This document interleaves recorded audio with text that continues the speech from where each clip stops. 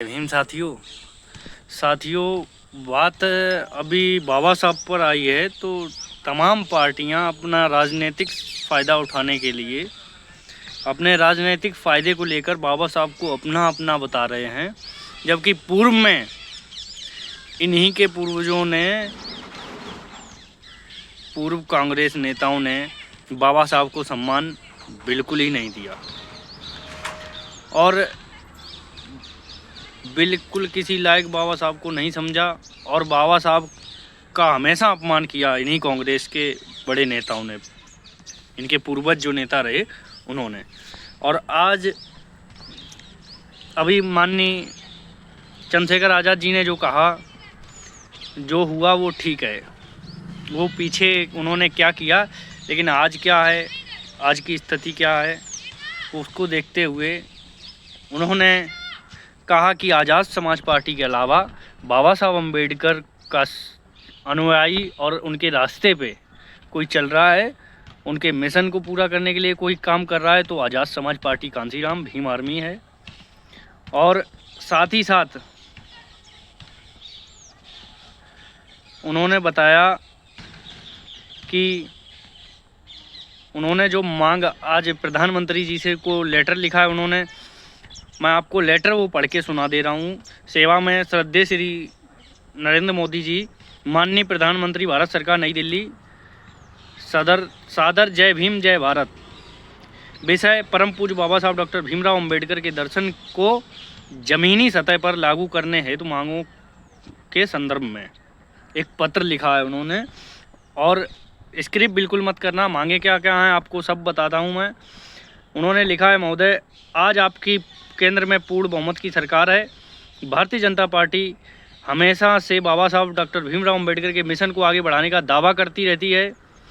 अब जब संसद में परम पूज्य डॉक्टर भीमराव अंबेडकर जी की वैचारिक ज़मीनी स्तर पर उतारने की बात हो रही है, तो मैं आपका ध्यान निम्नलिखित मांगों को की ओर आकर्षित करना चाहता हूं। परम पूज्य डॉक्टर बाबा साहब डॉक्टर भीमराव अंबेडकर जी की द्वारा निर्मित संविधान और राष्ट्र की उन्नति के लिए उनके द्वारा और पिछड़े समुदाय के लोग शैक्षिक, आर्थिक और सामाजिक रूप से हाशिए पर हों, आगे पहुँचें। ऐसे में हमारी आज़ाद समाज पार्टी कांसीराम निम्नलिखित मांगें आपकी सरकार से करती है। उन्होंने जो मांग रखी वो क्या है, मैं आपको बता देता हूँ। सबसे पहली मांग जो है, बाबा साहब के जीवन, संघर्ष और विचारों को प्राथमिक शिक्षा से लेकर उच्च शिक्षा के पाठ्यक्रमों में सम्मिलित किया जाए। उनका कहना है, जो बाबा साहब अम्बेडकर की जीवनी है उसके बारे में सभी विद्यालयों में, चाहे वो डिग्री कॉलेज हो, चाहे इंटर कॉलेज हो, चाहे कक्षा 1 से लेकर ऑल सब्जेक्ट में उनका पाठ्यक्रम हो, उनको जोड़ा जाए, उनके बारे में पढ़ाया जाए। बाबा साहब अम्बेडकर, दूसरी मांग उनकी ये है, बाबा साहब के विचार को साइकिल से घूम घूम कर जन जन तक पहुंचाने वाले मान्यवर साहब कांसीराम जी को भारत रत्न दिया जाए। तीसरी मांग ये, विदेश में उच्च शिक्षा प्राप्त करने हेतु इच्छुक छात्रों के लिए बाबा साहब के नाम पर छात्रवृत्ति योजना शुरू की जाए। जो छात्र कमज़ोर वर्ग से हैं और वो और पढ़ना चाहते हैं, अच्छे से डिग्री बाहर से लेना चाहते हैं और उनके पास आर्थिक कमियां हैं, तो उनको ये ज़रूरतें पूरी कराई जाएं, उन्होंने ये लिखा है। चौथी मांग उनकी ये है, हर राज्य में बाबा साहब के नाम से केंद्रीय विश्वविद्यालय स्थापित किए जाएं, जिसमें अनुसूचित जाति और जनजाति के छात्रों को 50% आरक्षण मिले। हर राज्य में बाबा साहब अम्बेडकर के नाम से विश्वविद्यालय, यूनिवर्सिटी बनाई जाए और उसमें दलित, पिछड़े, आदिवासियों को 50% तक छूट मिले। ये मांग है उनकी चौथी। पांचवी मांग है, जातिगत जनगणना कराई जाए और आरक्षण की सीमा संख्या के आधार पर बढ़ाई जाए। जातिगत जनगणना होगी तो पता चलेगा किसका कितना किसकी हिस्सेदारी है, उस हिसाब से हिस्सेदारी तय की जाए, उनकी मांग है। छठी मांग है, अनुसूचित जाति, जनजाति और पिछड़े वर्गों की बहुलता वाले गाँव को अम्बेडकर ग्राम घोषित कर उनका विशेष पैकेज के साथ विकास किया जाए। जिन गाँव में SC, ST, OBC की संख्या ज़्यादा है आदिवासियों की, उन गांव को अम्बेडकर ग्राम घोषित कर उनका ज़्यादा से ज़्यादा अच्छा विकास किया जाए।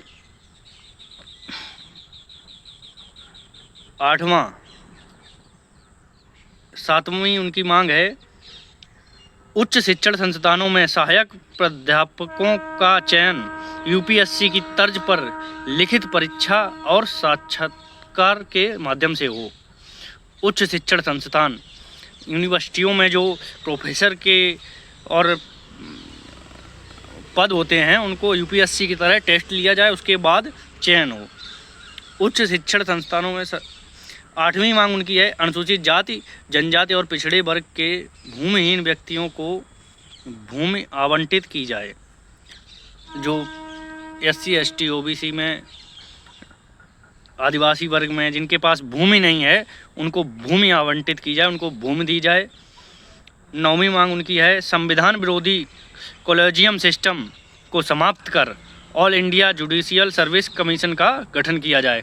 जो ये क्लोजियम सिस्टम है, जैसे कुछ ही परिवार के लोग ही जज बन सकते हैं, सभी नहीं, इसलिए इसको ख़त्म करके और उसे पूर्णतः संविधान के तरीके से लागू किया जाए, उनकी मांग ये है। और इस कमीशन के माध्यम से न्यायपालिका में अनुसूचित जाति जनजाति और पिछड़े वर्गों का समुचित प्रतिनिधित्व सुनिश्चित किया जाए। कितना किनका वो सुनिश्चित किया जाए। उन्होंने 10वीं मांग उन्होंने ये रखी है निजी क्षेत्रों में अनुसूचित जाति जनजाति पिछड़े वर्ग के लिए आरक्षण लागू किया जाए। जो निजीकरण किया है इन्होंने उसमें भी SC ST OBC वर्ग को आरक्षण मिले। दलित पिछड़े आदिवासी जो लोग हैं उनको आरक्षण निजी क्षेत्रों में भी मिले। जो निजी क्षेत्र इन्होंने प्राइवेट सब कुछ कर दिया उसमें भी आरक्षण की सुविधा की जाए। 11वीं मांग है आर्थिक उन्नति के लिए लघु एवं दीर्घ उद्योगों में इन वर्गों को हिस्सेदारी बढ़ाई जाए। जो भी उद्योग होते हैं उनमें हिस्सेदारी दी जाए हमें।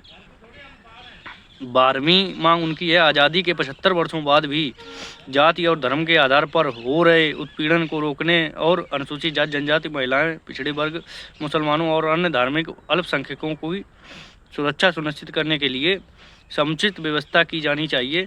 महोदय, हम आशा करते हैं कि आपकी सरकार उपरोक्त मांगों पर ठोस कदम उठाएगी, तभी बाबा साहब के सपनों का भारत साकार होगा। संपूर्ण राष्ट्र की उन्नति करना ही असली अम्बेडकरवाद है। सादर धन्यवाद। भवदीय चंद्रशेखर, एडवोकेट चंद्रशेखर आज़ाद, नगीना सांसद।